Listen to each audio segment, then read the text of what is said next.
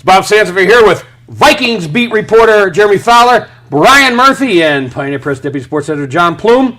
Jeremy, can this team continue winning with just the defense and the running game, or are they going to need Favre to step up in a big way? They can go 9-7 with that plan, but they can't. They're not going to win the North with that plan. It's either going to be the Bears or the Vikings or the Packers right now. But with Favre, he just doesn't have the elite receivers. He needs to throw the ball up.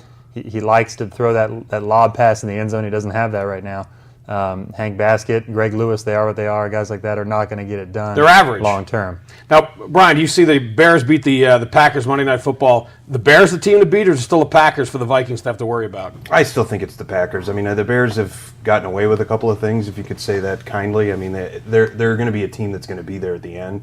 But it's Green Bay. Now, John, clearly Adrian Peterson has this thing going with Chris Johnson. Johnson says he's going to go for 25. Suddenly, AP is going to go for 25. What are the chances? Does he have a shot at 2,500 yards? No way. He doesn't get 2,500, but I think he has an excellent chance to get 2,000. And this team reminds me a lot of 2 years ago when they went 10-6 and they won the division. And a lot of that was just Peterson pounding the ball, 1,760 yards, the 18 touchdowns, and it's starting to look a lot like that again. Now, if they do start, they've been going with these 8 guys in the box. If they go 8-9, doesn't that open things up for Favre?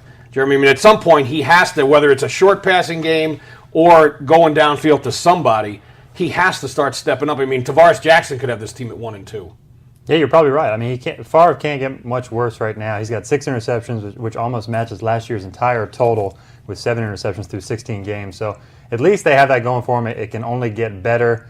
You'd like to think that what he did with Percy Harvin a little bit last week will translate to the next couple weeks. At least he has one guy who can kind of be close to an elite receiver maybe. And then Shanko, if he stays healthy, he's kind of Favre's bailout option. He does have a couple options. It's not like the cupboard's bare here. Now, John, you've done some coaching, Pop Warner level, but you've done some coaching all the same. What do you think about the wide receivers are not getting it done other than Percy Harvin?